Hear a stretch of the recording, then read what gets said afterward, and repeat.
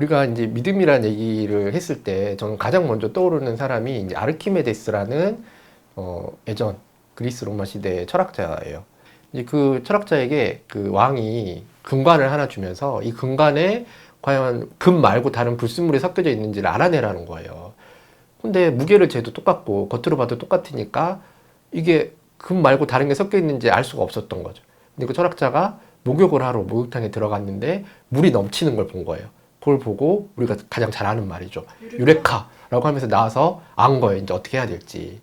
그러니까 우리가 겉으로 보기에는 똑같고 손으로 만지기에도 똑같고 무게가 똑같지만 물이라는 곳에 그 금을 넣으면 물만의 고유한 비중이라고 하죠. 그 무게가 있다라는 거예요. 그래서 다른 게 섞이는 순간 금으로만 돼 있는 것과 비교를 하면 물에 넘치는 정도가 달라진다라는 걸 안 거죠. 그래서 유레카라고 한 거예요. 저는 이 사람이 과연 진심인지 아닌지 믿을 만한 사람인지 아닌지에도 이런 유레카가 필요하다고 생각하거든요. 그럼 그 사람을 어떤 물에다 집어넣어야 될까요? 저 같은 경우에는 이 사람을 믿을 만한 사람인지 아닌지를 보기 위해서 이 사람이 자기 자신을 어떤 문제가 생겼을 때 자기 스스로를 어떻게 용서하는지를 봐요. 주위에 이런 사람들이 있어요. 뭔가 잘못이 일어났잖아요. 자기가 잘못한 거예요. 그러면 사라져요.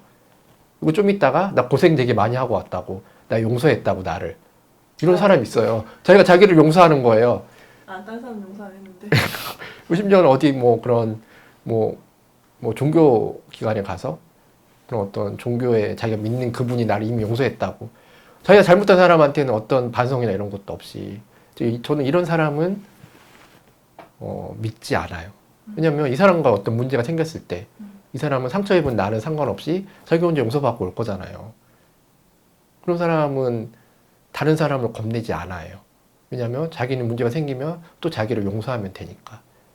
저는 이게 그 사람의 진심을 알아보는 첫 번째 그 비중이라고 생각해요. 물.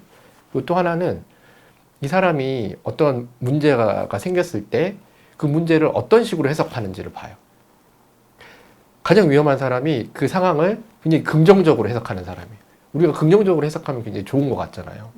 근데 물론 그 긍정성이 모든 사람에게 긍정적이면 괜찮아요. 그런데 어떤 문제에 빠졌을 때 긍정적으로 그 해석을 해서 나만 빠져나오는 사람이 있어요. 자기만 긍정적으로 해석을 하는 거예요. 잘 될 거야. 나만 잘 될 거야. 그래서 같이 그 문제를 겪는 사람들은 다 나락으로 빠지고 있는데 어떤 희망도 보지 못하고 있는데 자기 혼자 그 상황을 긍정적으로 해석해서 그 상황에서부터 나오는 사람들이 있어요. 이런 사람들도 굉장히 위험한 사람들.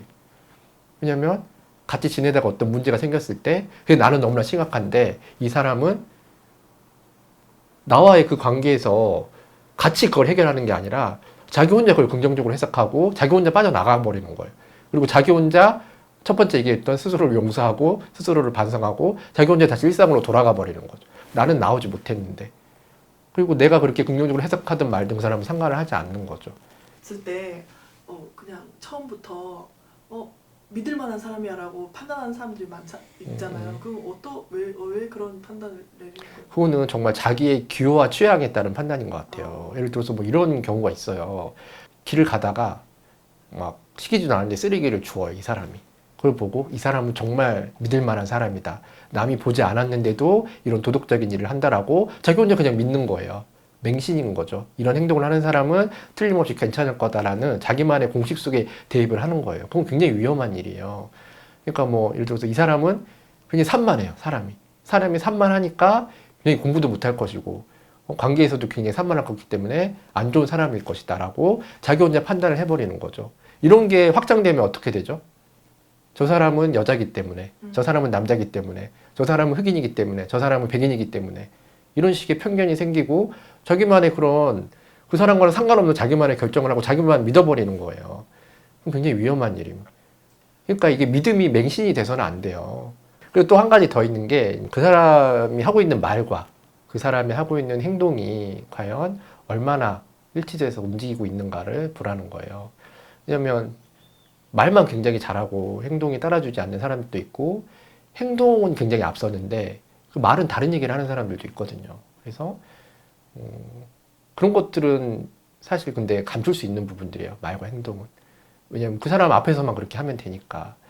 그래서 좀 더 긴 시간을 두고 볼 때는 그 사람의 말과 행동이 얼만큼 서로 맞춰져 가고 있는가를 볼 필요가 있다라는 거죠. 남이 하는 평판보다는 물론 그것도 참고를 할 필요는 있지만 내가 이 사람을 판단했을 때 나와 함께하는 생활 속에서 이 사람의 말과 행동이 얼마큼 함께 가고 있는지도 어떻게 보면은 그 사람의 진심을 알 수 있는 그런 유레카의 물이 되는 거죠.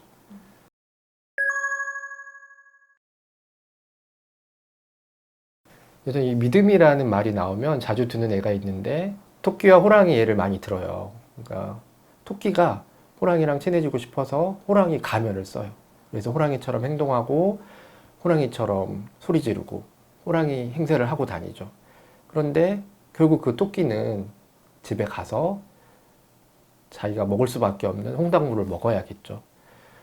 어떻게 보면 우리가 사람들과 믿음을 쌓아가고 신뢰를 쌓아가는 그 과정은 그렇게 서로의 가면 너머에 있는 그 본질을 알아가는 과정과 똑같은 것 같아요. 설사 내가 믿고 있는 사람이 집에 가서 그 가면을 벗고 홍당무를 먹고 있을지라도 너무 크게 충격받지 마시고 모든 걸 다 놔버리지 마시고 또 그 상황을 이해하고 또 다른 방식으로 믿어주는 그런 여유가 있었으면 조금은 좋지 않을까. 어떻게 보면 그렇게 믿음은 처음부터 주어지는 게 아니라 잘 만들어가는 감정이 아닐까라고 생각을 해봅니다. 여러분들도 좋은 믿음을 잘 만들어 가실 수 있었으면 좋겠습니다.